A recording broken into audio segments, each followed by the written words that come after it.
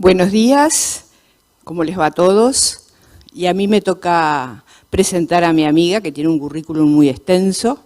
Es pediatra epidemióloga, infectóloga, profesora agregada de Clínica Pediátrica de la Facultad de Medicina de la Universidad, ex profesor adjunto del Departamento de Epidemiología, vicepresidente de la Sociedad Uruguaya de Pediatría, secretaria del Comité de Infectología de la Sociedad Uruguaya de Pediatría e integrante del Grupo Asesor Científico Honorario GACH de Uruguay. No me lo pusieron en el currículum, pero es una excelente, además, catadora de vinos. Los dejo con ellas.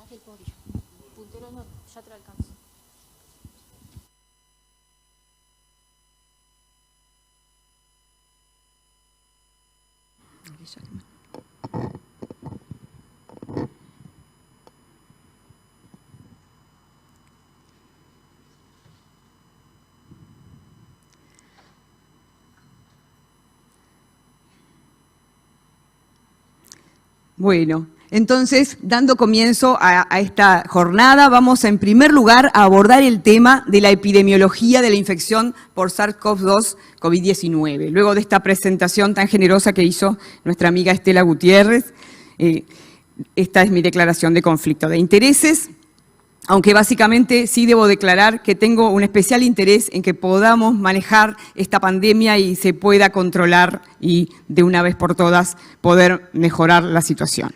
¿Cuáles son los puntos a considerar? En primer lugar, vamos a hablar de algunos conceptos generales para entender la epidemiología de la infección por SARS-CoV-2, COVID-19, la epidemiología en la edad pediátrica, en especial mirando con una mirada muy puntillosa sobre la dinámica de la transmisión en la edad pediátrica en niños y adolescentes. Vamos a brevemente analizar cuál es la situación actual en el mundo, en la región, en nuestro país, en Uruguay, para culminar con algunas reflexiones y desafíos.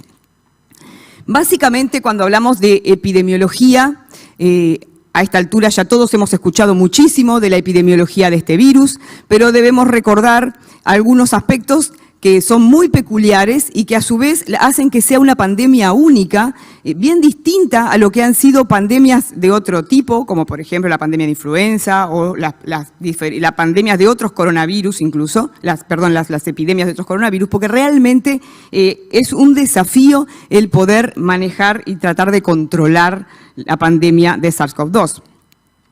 Todos sabemos, pero es bueno recordar lo que se sabe hasta ahora y que se sigue diciendo de cuáles son los mecanismos de transmisión. El modo principal es a través de las microgotas que se generan desde una persona infectada, al toser, al hablar, al cantar, al estornudar, todo lo que haga que se expelan gotitas. También el contacto a través de las superficies contaminadas, que incluyen las manos, o mediante la generación de aerosoles y han habido muchísimas investigaciones que tratan de determinar si hay también transmisión a través de la ruta fecal-oral. Más allá de que se ha detectado en las heces el virus, no se considera por el momento un mecanismo en que realmente esté transmitiendo la infección por ahí. Se ha detectado también en semen, pero no se considera hasta el momento una enfermedad propiamente de transmisión sexual. Hay algún caso reportado que analiza la transmisión vertical, pero en general, cuando hay una infección de un recién nacido, es a partir de una mama infectada, ha sido por mecanismo del contacto, de la transmisión de las microgotas respiratorias. Y pese a que se ha encontrado también en leche materna, no está establecida la transmisión por esta vía y no está contraindicada la leche materna, la lactancia de mamás infectadas, ¿verdad? O sea que realmente esto es importante para los pediatras. O sea que volvemos al punto de que el principal mecanismo es a través de las microgotas, de las secreciones respiratorias y el contacto en superficies contaminadas con esas microgotas. Algunos aspectos que es importante conocer y que lo hacen bastante peculiar a este virus es que el periodo de incubación de la infección es de una mediana de 5 días, pero puede ir desde 0 a 14 y hay descrito casos de 22 días incluso. ya se sabe bien, y es uno de los problemas en cuanto a la contención de la diseminación, que se puede dar la transmisión desde personas asintomáticas, presintomáticas, se dice que en 48 o incluso hasta 72 horas, a diferencia de otros coronavirus, puede vivir en superficies contaminadas, por lo que puede propagarse, como lo está haciendo a veces de manera explosiva. La duración del virus en superficie, hay muchísima publicación al respecto, es variable, pero más de 24 o 48 horas a temperatura ambiente se ha visto que sí se puede permanecer. Lo que sí es la buena noticia, que también conocemos, es que es fácilmente eliminable con el uso de antisépticos, desinfectantes habituales, alcohol al 70%, el hipoclorito de sodio, los detergentes, amonio cuaternario. Y también se identificaron desde el principio de la pandemia y que se han mantenido y se han agregado algunos otros grupos de riesgo con personas especialmente vulnerables para esta enfermedad, que básicamente siguen siendo los mayores de 65 años, las personas que tengan inmunodepresión, enfermedades crónicas, enfermedades cardiovasculares, pulmonares, renales, hepáticas, y dentro de las metabólicas la diabetes, y por último se ha agregado la obesidad con un índice de masa corporal mayor a 40% como un factor de riesgo, o sea, como un grupo de riesgo también a atender. Y en cuanto a lo que tenemos que saber en relación a esto que decíamos, digamos, del periodo de incubación y del inicio de los síntomas, es que en la mayoría de los casos, el 97,5% de las personas infectadas, el inicio de los síntomas puede ocurrir entre los 11 días más o menos desde que se produce la infección. O sea que también, y como bien sabemos, se trata de una infección que puede manifestarse con síntomas en forma más prolongada que otras virosis, y que también las complicaciones pueden presentarse con una mediana de aproximadamente al 8º día para lo que hace a la disnea o la dificultad respiratoria. Entonces también, como ustedes saben, hace que todo esto esté complicando mucho. Cuando una persona tiene complicaciones, su internación es más prolongada, su internación en cuidados intensivos también puede ser más prolongada, todo lo que contribuye a la complejidad que tiene el abordaje de esta enfermedad.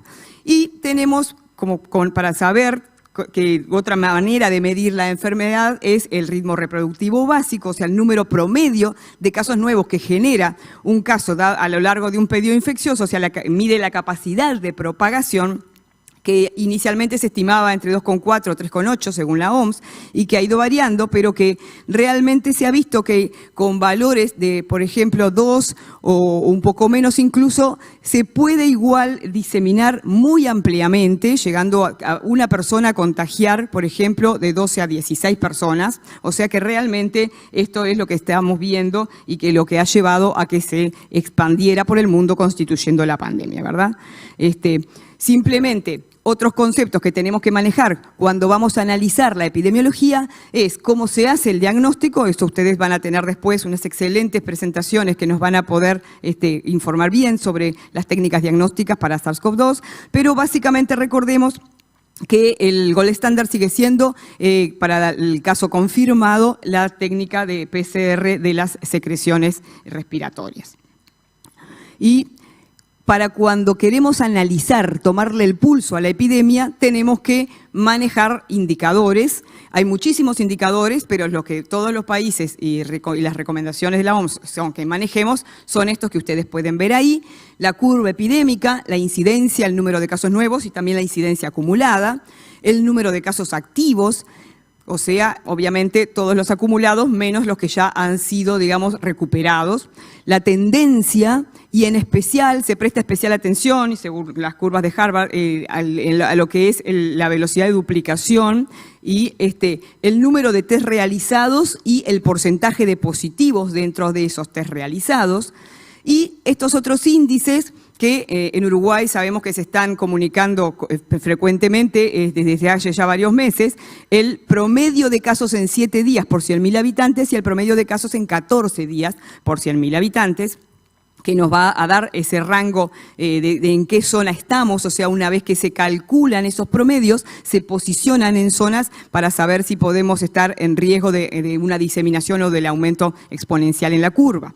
También es fundamental conocer, para analizar cómo viene la epidemia, el número de pacientes en CTI, número de fallecidos, letalidad, mortalidad y, como decíamos, el número reproductivo básico. Y simplemente recordemos, es una pandemia obviamente porque se expandió universalmente por todos los continentes y es en forma sostenida. Cuando hacemos el análisis en el país hablamos de la epidemia. Vamos a brevemente referirnos, por otra parte, a la dinámica de la transmisión en niños y adolescentes. Ustedes saben que fue muy variable cómo se evolucionó desde el concepto inicial que nos llevaba a pensar que los niños eran contagiadores extremos porque lo asimilábamos con las otras virosis respiratorias que los pediatras estamos acostumbrados a manejar, y luego se fue viendo que, por el contrario, estaban siempre al final de las cadenas epidemiológicas. Y este conocimiento fue fundamental para que en todos los países, dado que el cierre escolar fue una de las medidas iniciales en el manejo de la pandemia, junto con las demás medidas de control, luego a la hora de replantear el aumento y sobre todo el volver a las escuelas, fue necesario hacer todo este análisis en todos los países.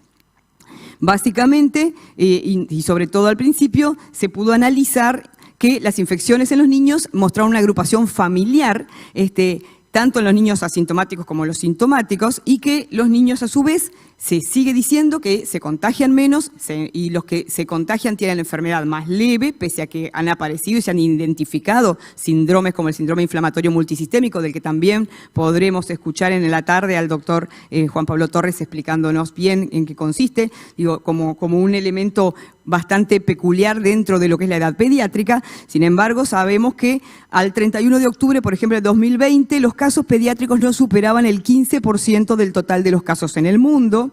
Incluso en algunas series los ponen por debajo, este es el valor máximo, y la mortalidad continúa siendo menor a 1 por 1000 habitantes. Habitualmente la mayoría de los niños identificados, y esto lo estamos viendo, los uruguayos saben bien que lo estamos viendo ahora, en que también nos está pasando de que aumentaron significativamente los casos en niños, siguen siendo siempre, siguen estando al final de los hilos epidemiológicos, o sea que son contagiados por adultos. En general, sigue siendo poco probable que un niño sea un caso índice, tanto en su hogar como en un centro educativo. Por esto mismo que decíamos. Y hay en la literatura muchísimos reportes de casos de niños que estuvieron en contacto con muchísimas personas y que no llegaron a contagiar, con lo que se sigue afirmando que los niños no son grandes diseminadores. También, en contrapartida de esto, desde Alemania, ya hace varios meses, publicaba el doctor Drosten un análisis sobre las cargas virales en niños y adultos para ver si había diferencias y no encontró diferencias significativas, pese a lo cual el hecho de tener carga viral similar no quería decir que fuera a contagiar más allá de que esto fue tenido en cuenta también a la hora de analizar la vuelta escolar. Y por otro lado, también hay a favor de esa menor transmisión de los niños hacia la comunidad del virus, en que todo lo que hace a las características de la tos de los niños y que el volumen corriente exhalado es más pequeño. En contra de lo que sería esta baja transmisión, desde lo que es la Fundación Kessler de Trento, Italia, sostenía que los niños a su vez, aunque pueden transmitir con menos eficiencia el virus, al mantener contactos más amplios, mayor cantidad de contactos, podían como compensar esa eficiencia, ¿verdad? Pero a esta altura ya se definió claramente el rol de los niños en la pandemia. Simplemente para el que esté interesado les dejo esta referencia de una revisión sistemática de Ludvigson que realmente es bien interesante, demostrando a través del análisis de muchísimos artículos, de 700 artículos, cómo realmente se vio que los niños representan una fracción menor de los casos, tienen enfermedad más leve que los adultos y que en general es raro que sean el caso índice. Sí se alerta, y esto está en general en toda la literatura, que cuando hablamos de estas características nos referimos a niños en general por debajo de los 12 o 10 años. Por encima de esa edad es diferente la situación. Por encima de esa edad la transmisión es similar a la del adulto. Y también les recomiendo esta revisión sistemática que hizo Wiener y colaboradores, que muestran también todo lo que hizo como medida el cierre escolar, si realmente impactó o no, que se vio que en realidad como medida aislada no sirvió para el control de la enfermedad, justamente por estas características de los niños, y que fue una de las herramientas que permitió que en toda Europa se fueran incorporando, abriendo otra vez las escuelas. Y que sí insisten mucho en que realmente, de todos modos, es fundamental también en la edad pediátrica todas las medidas de prevención de la diseminación de la enfermedad. Siguiendo con estos análisis, otro punto de vista que es importante introducir en cuanto al balance de riesgo-beneficio del cierre escolar versus la reapertura es que si los niños no podían estar en la escuela y debían quedar a cargo de personas que no fueran, digamos, sus maestros, muchas veces pasaba que tenían que quedar con personas más vulnerables, como podían ser abuelos, por ejemplo, y por lo tanto aumentaba el contacto social con adultos y grupos de riesgo, lo que en realidad era peor, ¿verdad?, en ese balance. Y luego, una vez que se empezaron a hacer las distintas reaperturas en los países tanto de Europa como Asia como Estados Unidos, se analizó muy exhaustivamente qué impacto había tenido, si habían aumentado la transmisión, por ejemplo, en niños o familiar, y se vio que no hubieron brotes importantes en escuelas, y que muchas veces cuando había personas infectadas en un centro de salud, en un centro educativo, no eran los niños los que generaban esa infección, sino que eran maestros o un profesor o personal no educativo que era el que podía estar transmitiendo. Pese a eso, es importante, y esto nos alertaba cuando estuvimos en una jornada en ALAPE, la doctora Gabriela Ensink de Argentina nos alertaba con esta diapositiva, que hay un crecimiento de contagios de COVID-19 en niños y jóvenes en las Américas. Nuestro país, como luego analizaremos, está también en las últimas semanas, está registrando un aumento de casos en los menores de 15 años. Y acá, para finalizar con esta parte de análisis de la literatura en cuanto a la edad pediátrica, también les recomiendo este metaanálisis en que estudia la trazabilidad de los contactos y que realmente vuelve a insistir con que los niños tienen menos susceptibilidad a la infección, también insistiendo en ese corte, en este caso de los 10 años. Y cuando hablamos del impacto de la infección por COVID en niños, no podemos dejar de tener en cuenta las enfermedades no COVID, que también hay que atender a propósito de todas las consecuencias de lo que hacen las medidas de prevención en la pandemia. Esto, como ustedes saben, está también bien comunicado, el riesgo y todo lo que ha pasado con los niños a propósito de las medidas tanto del cierre escolar como de inicialmente la disminución de la atención presencial en el primer nivel, o todo lo que hace a los trastornos de salud mental que han aumentado por todo el marco de la pandemia. Y demás que también luego se van a poder escuchar mejor, ¿verdad? Entonces, recordemos que cuando hablamos de salud en su acepción más general, y no es solo la salud física, sino también mental, social, y en los niños en especial, esa combinación de la interrupción de lo que fueron las clases presenciales, de la reorganización que se dio el sistema educativo, junto con ese cambio en lo que fue el sistema de atención a la salud, con también todo lo que hizo, que también lo vamos a escuchar esta tarde, en lo que puede haber sido la disminución de la cobertura vacunal, obviamente que trajo todo su impacto.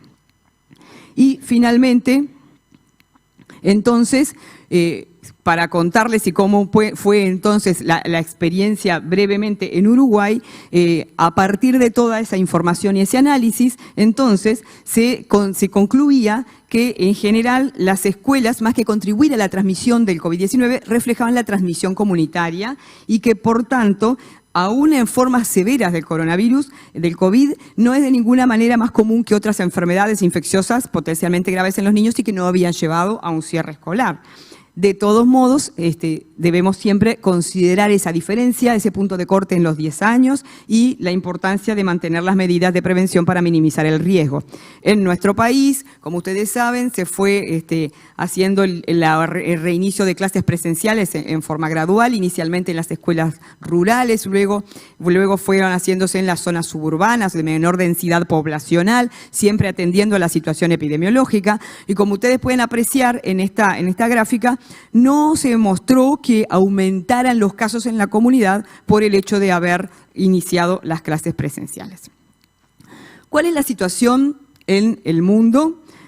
Básicamente, desde que comenzó la pandemia, esto, como ustedes saben, hay muchísima información, esto es de la página de la OMS, sacado al 7 de diciembre, se reportaban 65 millones de casos y más o menos 1,5 millones de muertes a lo largo de todo el mundo desde el inicio de la pandemia. Y ahí ustedes pueden apreciar, discriminado según, en el color tienen los distintos continentes. Nuestro continente de las Américas, que es el que está en amarillo, y ahí sucesivamente, fíjense cómo lamentablemente seguimos en el top, digamos, del ranking de los casos en estas últimas semanas en especial. Esto es una alerta del CDC sobre el aumento significativo de casos que vienen teniendo en Estados Unidos en las últimas semanas, insistiendo en las medidas de prevención. Y acá tenemos con la imagen, cuanto más oscuro, más densidad, digamos, de casos por millón de población, por millón de habitantes, en los últimos 7 días. Fíjense cómo estamos entonces en nuestra región, que realmente sigue siendo altamente preocupante, ¿verdad? Y esta es otra manera, digamos, de graficarlo con los números de casos y muertes reportadas desde nuestra región al 6 de diciembre y todas coinciden en ese aumento que ustedes pueden ver, con oscilaciones. En cuanto a la última semana, que siempre la OMS reporta cómo es la situación inmediata en la semana anterior, los 5 países con mayor número de casos reportados eran Estados Unidos, en segundo lugar Brasil, India, Rusia y Italia. Ustedes saben que la OMS clasifica a su vez el estado de la transmisión en si hay casos esporádicos, si hay como brotes o si hay transmisión sostenida endémica, comunitaria, y simplemente para mostrarlas, nosotros hasta el momento nos están clasificando, en Uruguay me refiero, nos están clasificando como casos en brotes, identificados en brotes, pero se está analizando firmemente porque se considera que ya, sobre todo en estas últimas semanas, puede haber está habiendo transmisión comunitaria. Vamos a ver cómo nos van a clasificar en breve, ¿verdad? Entonces, si me hubiera tocado dar esta charla hace 2 meses, la hubiera dado mucho más contenta. En esta situación estamos todos altamente preocupados en Uruguay, porque ustedes saben que venimos viviendo en las últimas semanas un crecimiento exponencial. Y eso es lo que queríamos evitar, para lo que estuvimos trabajando desde el inicio y por lo que estamos tratando todos de contribuir, porque cuando empieza el crecimiento exponencial es muy difícil de frenar. Y bueno, por eso esas 2 fotos que realmente son simbólicas de nuestro maestro Tavares con el Uruguay campeón, bueno, queremos que siga pudiendo, digamos, que siga vigente y por lo tanto creemos que bueno, que sí es posible que entre todos podamos mejorar la situación que estamos viviendo. ¿Qué nos ha pasado? Bueno, ustedes saben que en Uruguay el 13 de marzo fue el primer caso, los primeros casos que se notificaron, por eso se considera que la epidemia en Uruguay comenzó el 13 de marzo. Inmediatamente el gobierno decretó el estado de emergencia sanitaria, se tomaron varias medidas, pero básicamente el manejo inicial de la pandemia incluyó una cuarentena voluntaria, que la duración fue variable, pero que básicamente fue de aproximadamente 1 mes, distanciamiento físico sostenido, todas las medidas de higiene de manos, también uso de tapabocas, ventilación de ambientes y apelando a la responsabilidad social. Y cuando analizamos cómo esos indicadores que yo les mostraba inicialmente para saber cómo va evolucionando la epidemia, las fuentes de datos, de los que saqué los datos que les voy a mostrar, es a través de las diferentes estrategias de vigilancia que lleva adelante el Ministerio de Salud, el sistema de emergencias y el Departamento de Vigilancia Epidemiológica, y todo el análisis del grupo de datos que compuesto por ingenieros, matemáticos y todo un montón de gente que está duramente trabajando desde el inicio de la pandemia para tratar de que podamos ir analizando y sobre todo con valor predictivo qué es lo que podemos esperar para tratar de anticipar la situación. Entonces, acá, cuando consideramos que vamos a analizar los casos, tenemos primero que nada, en una epidemia, saber qué definimos como caso. Ustedes saben que ha ido cambiando. Característicamente, en nuestro ministerio, inicialmente define caso en general, ¿verdad? Y siempre de los pediatras tenemos que, insistir en que hay que hacer casos diferenciales para los niños, como se ha hecho en todo el mundo, porque las características son diferentes.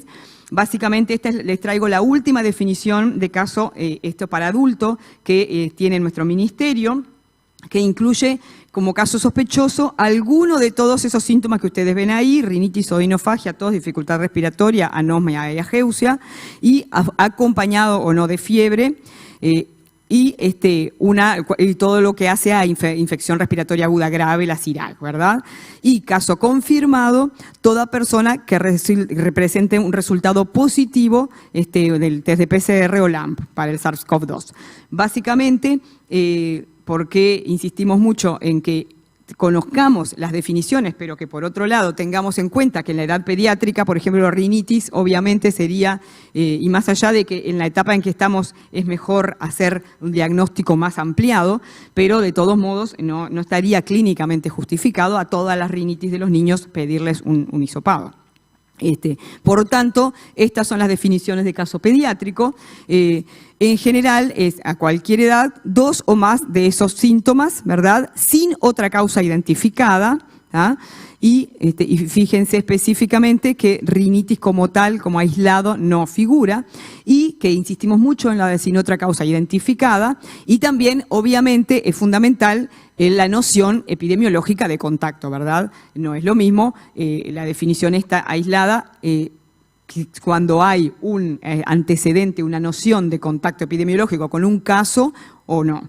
Y, por tanto, también este criterio incluye toda enfermedad respiratoria aguda grave sin otra etiología que le explique, ¿verdad? O sea, la vigilancia de la IRAG, la infección respiratoria aguda que debe internarse, que es lo que se define epidemiológicamente como grave.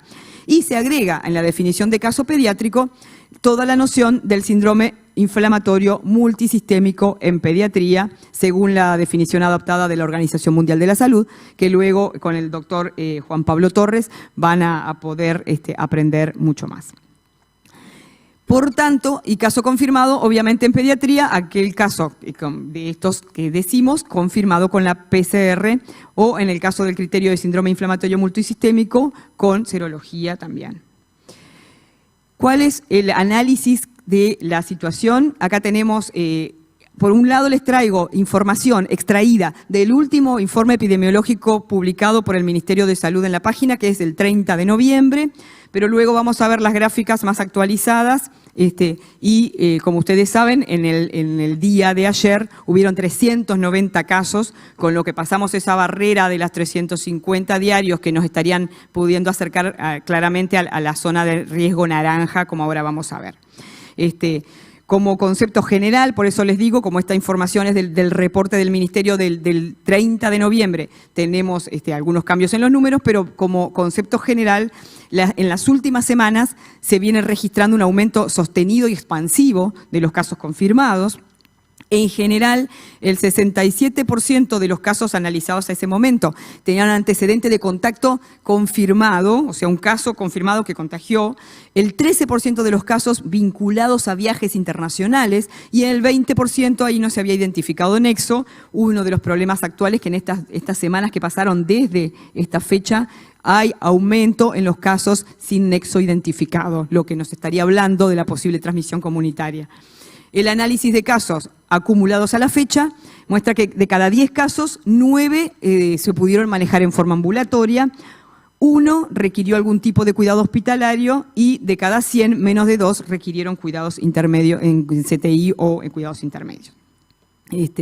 También, como ustedes saben, se hace un análisis por grupos esenciales o, digamos, con personal como puede ser el personal de salud o otras personas. Y como resumen, a la fecha había 533 casos confirmados en personal de salud, 2 fallecidos.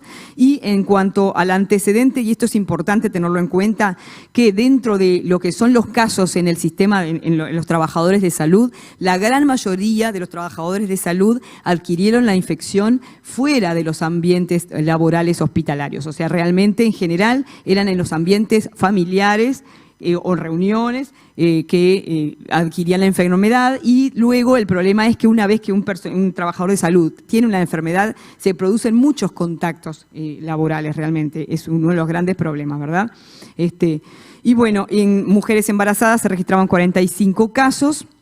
Actualmente 13 continúan activas, todas con buena evolución, y la letalidad comunicada en ese momento era de 1,31%. Recordemos que la letalidad es el número de fallecidos sobre el total de infectados, a diferencia de la mortalidad, que es el número de fallecidos sobre el total de población, y que es de 2,18 por 100.000 habitantes.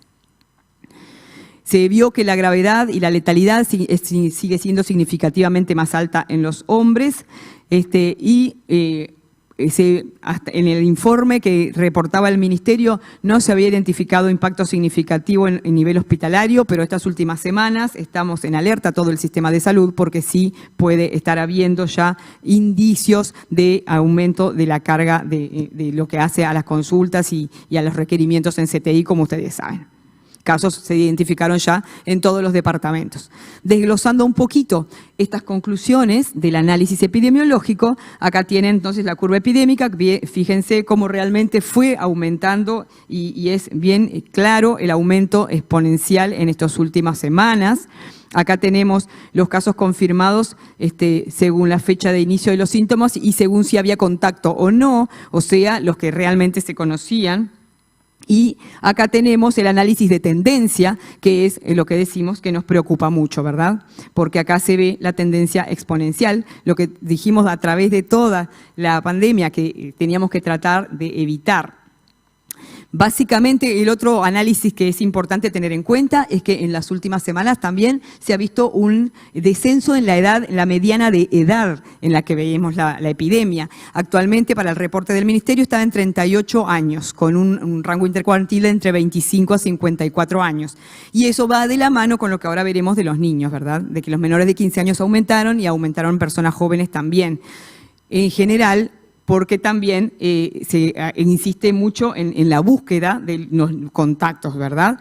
Y eso por un lado es bueno, pero por otro lado obviamente que hace que, veamos, y acá tenemos la gráfica con la distribución por edad de los que requirieron ingreso a cuidados intensivos. Como pueden ustedes ver, en este reporte del Ministerio, ingresos en intensivos se veían a partir de los 35 años. Sin embargo, en estas últimas semanas hubo reporte de 2 personas por debajo de 30 años que estuvieron internados en cuidados intensivos. Pese a lo cual, de todos modos, sigue siendo el patrón de presentación en cuanto a severidad en la comunidad.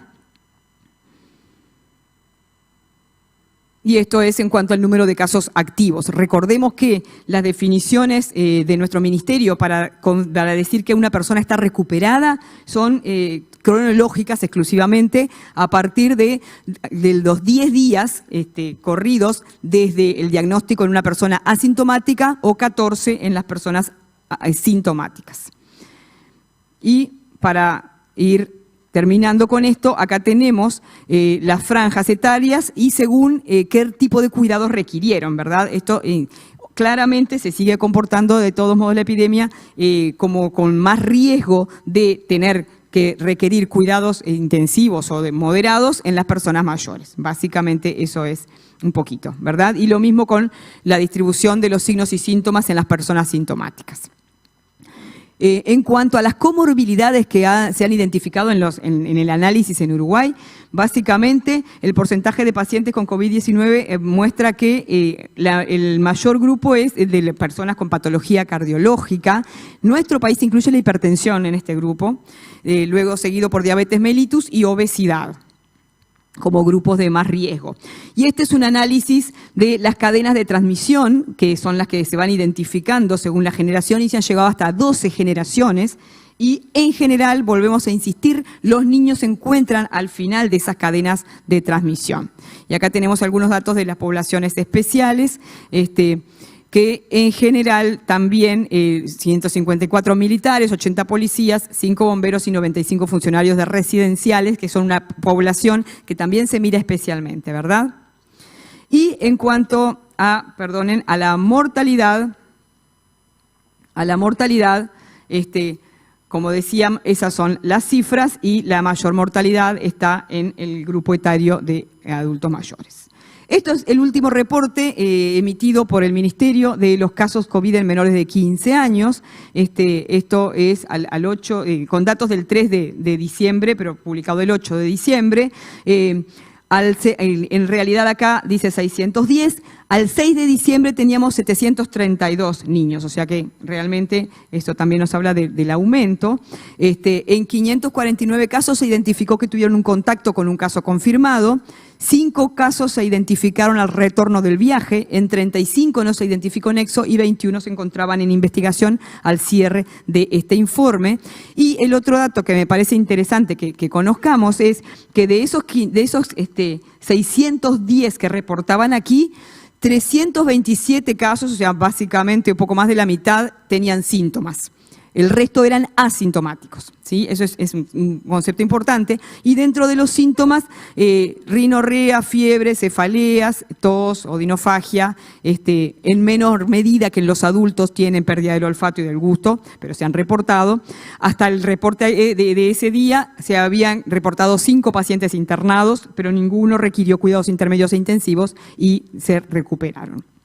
Básicamente, el otro impacto que siempre medimos cuando se analiza la epidemia es qué pasó con las infecciones respiratorias agudas graves, en este caso, fíjense, en menores de 15 años, en lo que son los puestos centinela, y realmente, comparando con los años 2018 y 2019, claramente estamos muy por debajo en el año 2020. Y para finalizar, acá tenemos esos promedios que les decía que se analizan, digamos, en este caso es el ingeniero Mordecki que nos lo proporciona, y que ustedes fíjense cómo en esta gráfica volvemos a insistir con que realmente el promedio de duplicación que se viene dando es alto y cómo es una curva exponencial. Fíjense que acá reportaba un tiempo de duplicación 12 días, esto en dato país, si lo discriminamos por departamento, en Montevideo se llegó a dar duplicación cada 6 días, o sea que esto nos habla de que si ustedes calculan, hoy tuvimos 390 casos ayer, si sigue este ritmo de duplicación, es fácil sacar la cuenta de cómo estaríamos llegando a fin de año. Y esto es en Montevideo, este fue el reporte de ayer, ¿verdad? Y en cuanto a la diferencia de casos activos, o sea, se agregaron 148, la ocupación de CTI al día del 9 de diciembre había 28 pacientes, fallecidos había 87, pero ayer reportaron 3 más, o sea que estaríamos en 90 fallecidos desde el principio de la epidemia. Y esto es un poquito para que veamos eso que se habla de la escala de Harvard, ¿verdad? El promedio de casos en 7 días por 100.000 habitantes, nosotros, fíjense que ya esto es el promedio, digamos, global, ¿no? Para el país, ya estamos ahí llegando a lo que es la zona naranja, y en cuanto a departamentos hay varios que ya están en zona naranja, básicamente Montevideo, por lejos, el mayor, y también la frontera que sigue siendo problemática, en Rocha, en Chuy y en Rivera. Básicamente esto es lo mismo, pero para los 14 días, y acá tenemos el número reproductivo básico, que al 9 de diciembre era de 1,23. Nosotros idealmente intentamos aspiraríamos a que esté alrededor del 1, fíjense que ya 1,23 también nos habla.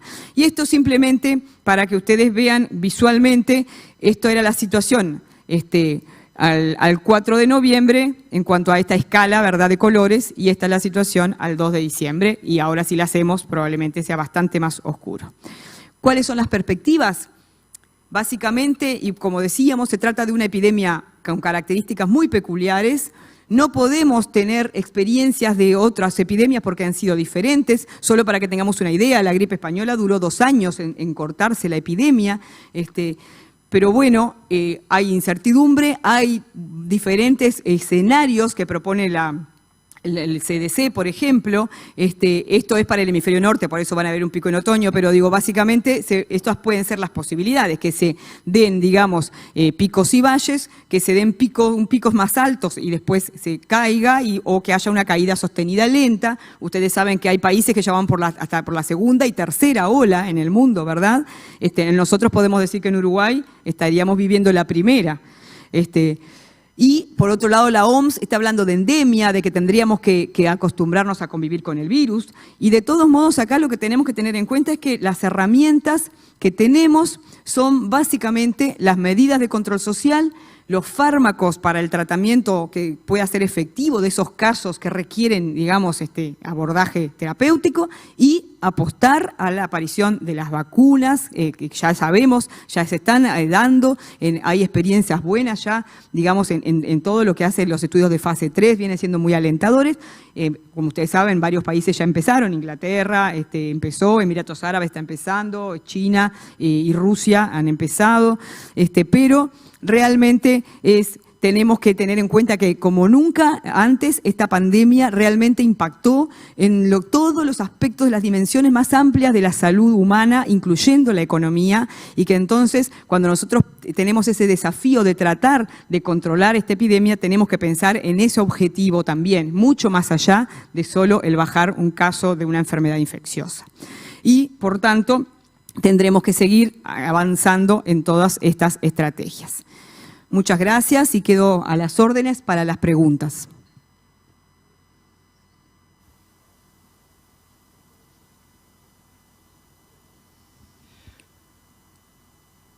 Bueno, el hecho, creo, del aumento exponencial de casos que estamos registrando en nuestro país hace que en todos los prestadores de salud hayan aumentado las consultas a los pediatras, a los sistemas de urgencia prehospitalaria, cosa que antes no se veía tanto.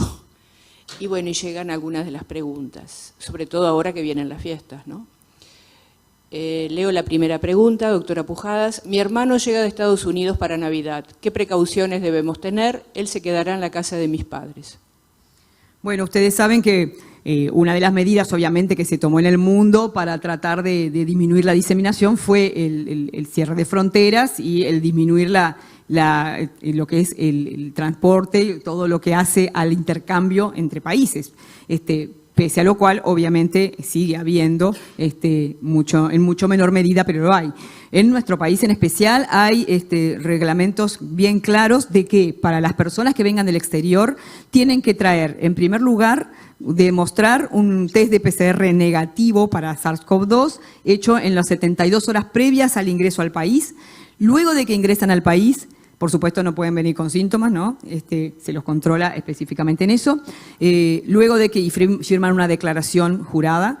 Luego de que ingresan al país, tienen que permanecer 7 días en aislamiento, o lo que sería una cuarentena, y al cabo de finalizar esa cuarentena, volver a hacerse un test de coronavirus, y solo cuando da negativo ese segundo test es que se habilita, digamos, a su inserción a lo que sería la comunidad. Gracias, doctora. Tenemos otra pregunta aquí. En la escuela, un compañero de clase de mi hijo tuvo un hisopado positivo para COVID. ¿Qué debo hacer? Bueno, como ustedes saben, también desde que se comenzó a la reapertura de las clases presenciales, se trabajó muy firmemente con protocolos de actuación para saber qué hacer frente a la posibilidad de que hubiera casos en personal educativo o en alumnos, ¿verdad?, en estudiantes. Entonces, para estos casos, primero que nada, el organismo rector, que es el Ministerio de Salud Pública, es el que recomienda, así como recomienda, como los pediatras sabemos, cuando hay un caso de meningococo o un caso de tos convulsa, ¿verdad?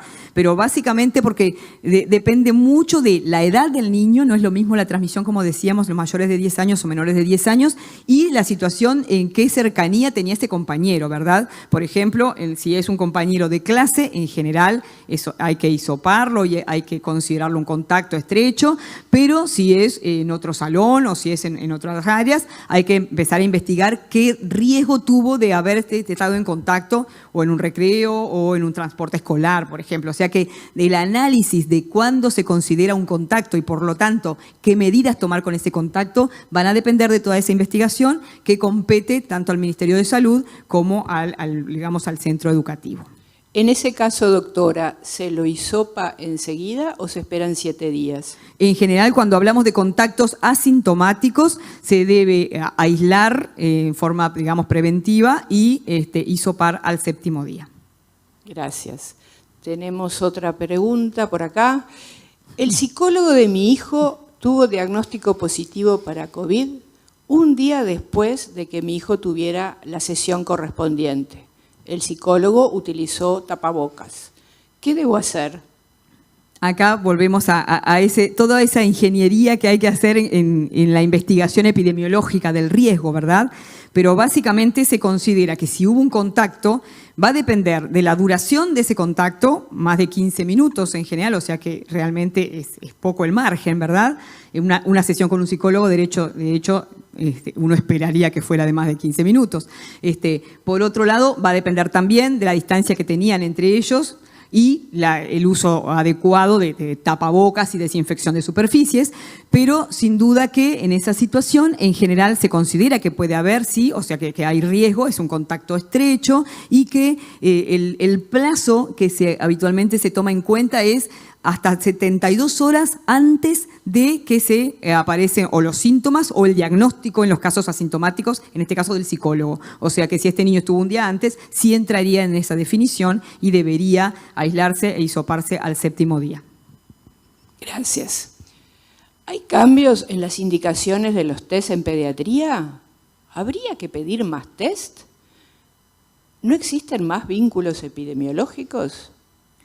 Una de las estrategias que en Uruguay funcionó muy bien, está funcionando muy bien para poder conocer obviamente la situación es el alto número de test que se llevan a cabo. Eso es fundamental para poder saber. Obviamente que en la medida que ha cambiado la situación es importante, o sea, como que bajamos el umbral, ¿no? para solicitar test.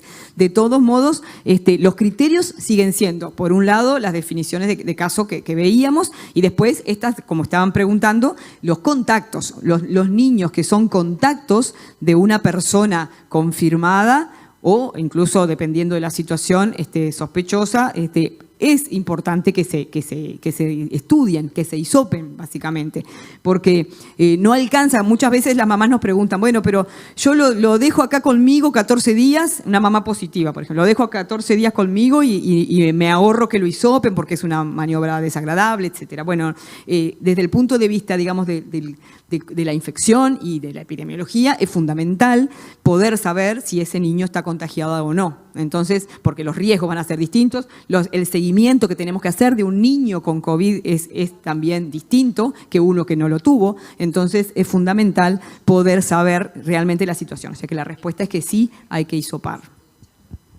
Muchísimas gracias, doctora. Creo que ha quedado muy claro lo que estamos viviendo en nuestro país, lo que se está viviendo a nivel global, lo que nos puede pasar, la incertidumbre y todas las dudas que tenemos los pediatras creo que fueron bien aclaradas. Queda bien, se ve bien que la pediatría tiene caminos a veces un poco diferentes a los que siguen los de adultos y hay que tener eso en cuenta. Muchísimas gracias, doctora Pujada.